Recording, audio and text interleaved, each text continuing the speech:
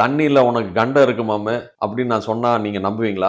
நாம RO water குடிக்கிற எல்லாத்துக்கும் தண்ணியில கண்டம் இருக்குதுங்க. இந்த ஆர்ஓ வாட்டர்ல என்ன பிரச்சனைனா, கிருமி ஃபில்டர் பண்றது மட்டும் இல்லாம நம்ம மினரல்ஸ் நமக்கு உடம்புக்கு தேவையான கால்சியம், மெக்னீசியம், பொட்டாசியம், சோடியம் எல்லாத்தையும் ஃபில்டர் பண்ணிடுது. இதனால நம்மளுக்கு மலச்சிக்கல் வருது, டிப்ரெஷன் வருது, கண்ணு ட்ரை ஆகுது, கிட்னி ஸ்டோன்ல இருந்து எல்லாமே வரதுக்கான ரீசன் அது. இதுக்கு அவாய்ட் பண்றதுக்கு நம்ம டேப் வாட்டர் புடிச்சு பாயில் பண்ணி குடிக்கிறாங்க. அதுலயும் குளோரின் அண்ட் ஃப்ளூரைட் இருக்கனால அதுவும் அசிடிட்டி கிரியேட் பண்ணுது.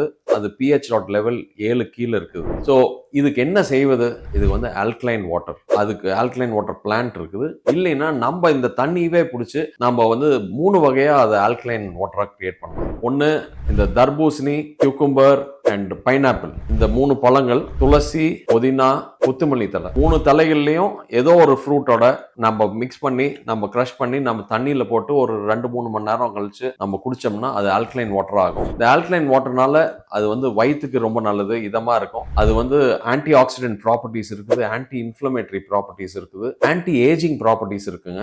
இதே நிறைய குடிச்சோம்னா ஆல்கலோசிஸ்ங்கிற ஒரு ப்ராப்ளம் வரலாம். ரத்தத்துல இந்த ஆல்கலோசிஸ் வந்ததுன்னா பிரச்சனை வரும். அண்ட் கிட்னி பேஷண்ட்ஸ் இருக்கிறவங்க ஜாஸ்தியா இந்த ஆல்கலைன் வாட்டர் குடிக்க கூடாது. இந்த மாதிரி டிப்ஸ் உங்களுக்கு பிடிச்சிருந்ததுன்னா நம்ம பேஜை ஃபாலோ பண்ணுங்க.